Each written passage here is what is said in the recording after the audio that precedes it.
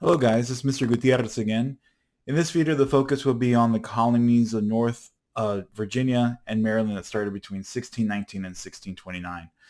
These are the colonies of Plymouth and the Massachusetts Bay Colony. We'll focus mostly on the Massachusetts Bay Colony, but are not limited to it. Essentially, the colonies that make up the area we call New England today. So just like before, I want to give an objective. This objective is actually the same as the objectives for Virginia and Maryland, but now we're focusing on New England. So again, the objectives are explain how and why various European colonies developed and expanded from 1607 to 1754.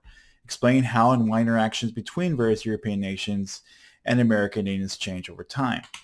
The thesis, New England was established by groups of people seeking religious freedom and economic opportunity. However, due to their beliefs, the same religious freedom and opportunity did not include Native Americans or free thinkers like Roger Williams or Anne Hutchinson.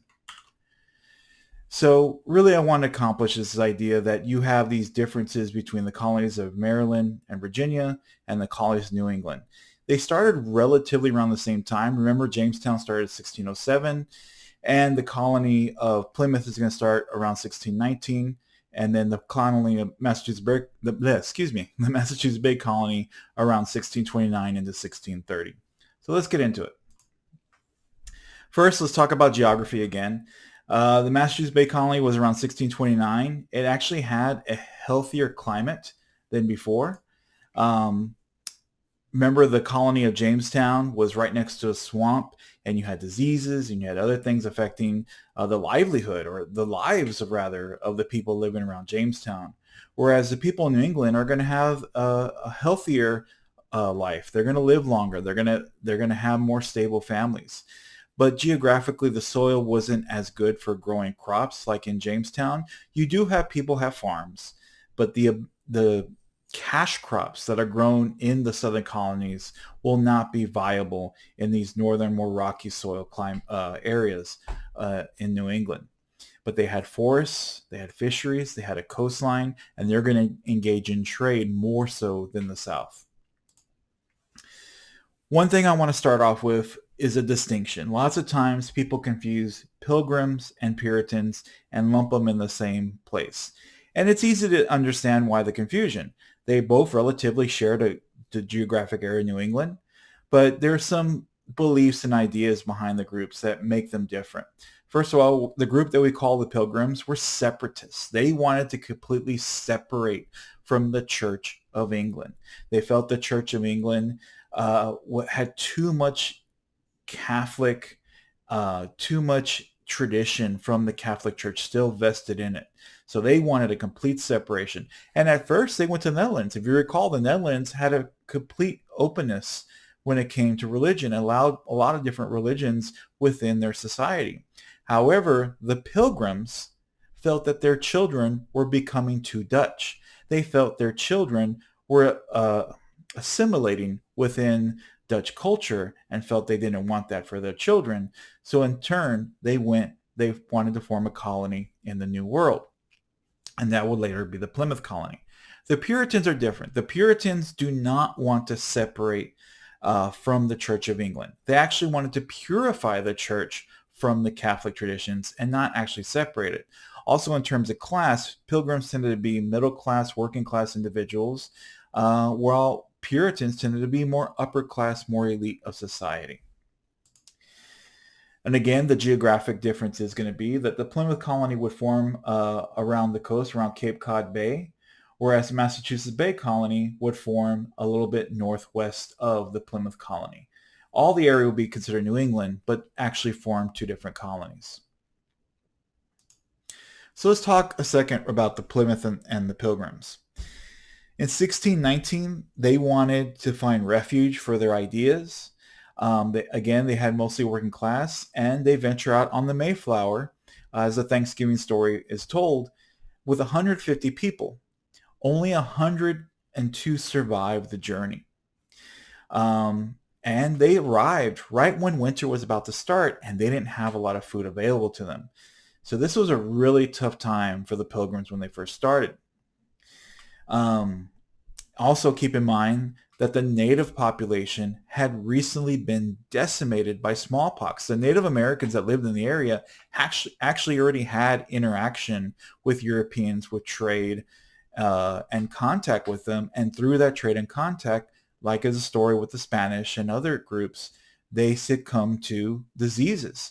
So these areas where the Pilgrims are landing actually had already been cleared out because a lot of these people were using that area to farm, however, had recently died, and the Pilgrims fell upon this area, but it was too late for them to start growing crops because of the winter that was coming. Also, to keep in mind, they actually formed what was called the Mayflower Compact in 1619. Adult men agreed to obey just and equal laws, and they actually formed representatives of their own choosing. So again, just like the House of Burgesses in the South, the Plymouth colony is agreeing to find this representative body and to agree to a certain set of rules and laws that they go by themselves by their own choosing. About 10 years later, you have what's called the Great Migration. A large amount of Europeans are going to, English are going to leave England. They're going to go to places like Ireland. They're going to go to places in the Caribbean, and they're going to go to places like North America. And the Massachusetts Bay Colony is going to found a new colony here. Most arrived in families. Natural repopulation was a more stable part of family life because of the environment, because of the lack of disease like you had in Jamestown in the South. And by 1700, actually New England would have 91,000 more people than Chesapeake and the West Indies combined. So the Massachusetts Bay Colony, like Plymouth, like Jamestown, wanted to be self-governing. But the difference is they would be self-governing towns centered around the Congregationalist Church. We also have this idea that every church had to have a school because according to these Protestants, according to the Puritans, reading the Bible was paramount. So education, schools came hand in hand with teaching with part of the church because they wanted children to read the Bible. Also, they wanted to train clergy. So in 1636, you actually have the establishment of Harvard. 1638, you actually have the first printing press here established in Cambridge, Massachusetts. So you have this tradition of school that's going to be prevalent in New England that's not really going to be prevalent in the South. The Massachusetts Bay Company Charter would actually be turned into some kind of form of government.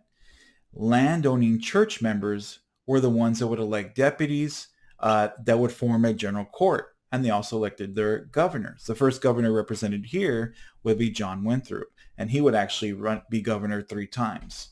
And you have this strong sense within New England with this principle of consent, this idea that people have to give their consent to government. This would be central Puritanism and part of the Congregationalist church that the Puritans surrounded themselves with. Each congregation, each town had the liberty to stand alone. So you have this element of independence. Now remember this for later on because Boston is part of New England. So you have this tradition of independent mind and independent thinking.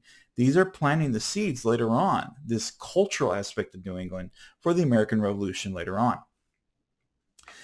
The thing to keep in mind also, though, is the church is central to each town. Each town developed a sense of independence and control of itself and also control of its own church within its town and congregation.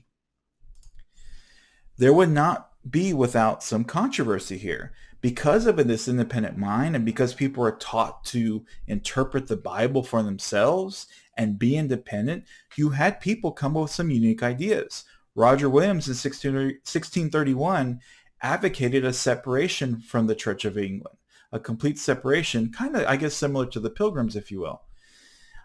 He advocated for complete freedom of religion, and he basically was banished because of these beliefs. So the weird thing about Puritan society, they wanted freedom of religion, but not necessarily freedom for all religions to practice, freedom for their own version of religion, but they didn't allow other forms to rise up within their society.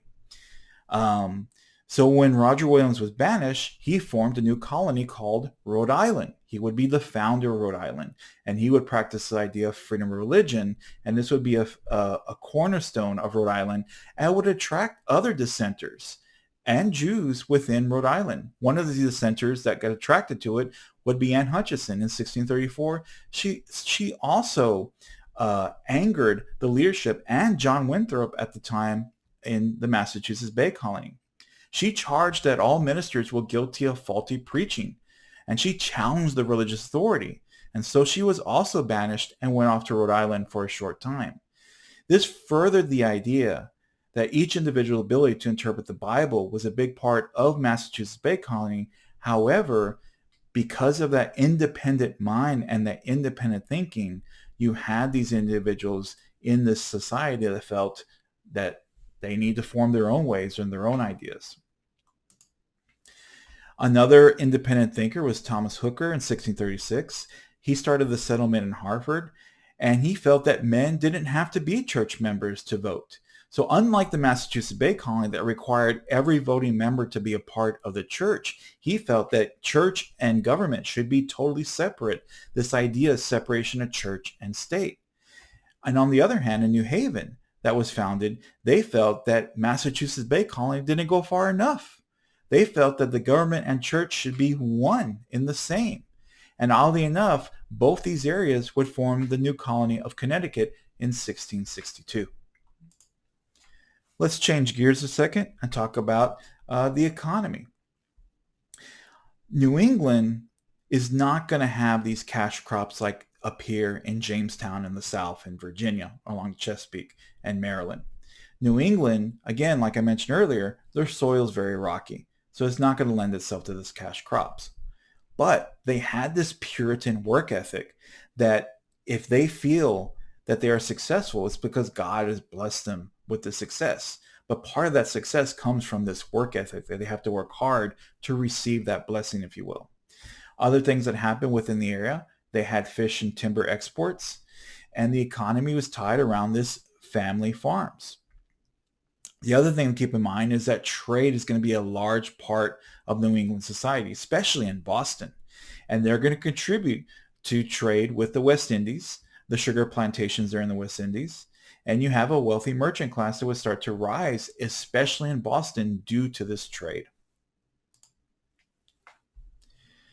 Now let's change gears a second and discuss New England and Native Americans.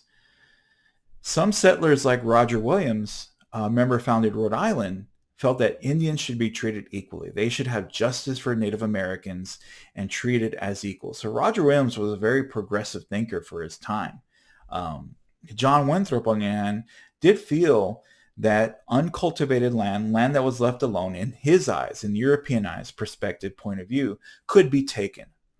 He also thought buying land from Indians did have its place, but at the same time, those Indians that bought land from, the Europeans that bought land from Indians, those same Indians had to submit to English authority.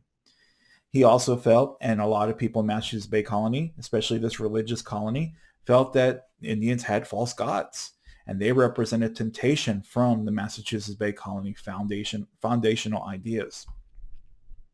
And if people were found to go with Native Americans and try to live their life with Native Americans, they could be punished for leaving the godly society that's set down in Massachusetts. And then an incident happened. It's called the Pequot War. Fur traders were killed by the Pequots, or a few Pequots. Soldiers and their Indian allies surrounded the village and killed 500 men, women, and children of the Pequot tribe. By the end of the war, almost all the Pequot were killed off. The remainder that were stayed alive were sold into slavery. This set a new precedent in New England, and even the Indian allies to the people in the Massachusetts Bay Colony were shocked about the savage nature in which New England killed all the Pequot. Even people that were allies to them that fought against the Pequot felt that the New Englanders were barbaric. And that's an odd idea, because usually we think of people from Europe thinking Native Americans barbaric, but the Native Americans there felt that was a barbarous thing to basically put the Pequot into extinction. But the people in New England felt that they were on a holy mission, and Native Americans didn't have a part in that holy mission. And last but not least, let's discuss slavery in New England. There were actually a few slaves in New England and indentured servants. Not as much as it's going to happen in Jamestown, but there are a few. The other thing that New England would participate in terms of slavery would be trade with the West Indies, which had a large slave population, and engage in triangular trade, which we'll talk at a later time about. So to say that New England isn't part of slavery is ignoring their place in terms of trade. They are going to basically provide wood and timber, fish and food to the slave colonies in the West Indies, the sugar plantations that are the English slave sugar plantations. So in closing, guys, the colonies of New England present a contrast to the colonies of the South in Jamestown, Virginia, and Maryland. Founded on religion and independent towns, its traditions and schools and work ethic will give it a distinct character and plant the seeds later on for political thought. Thank you for watching, guys, and thank you for your time.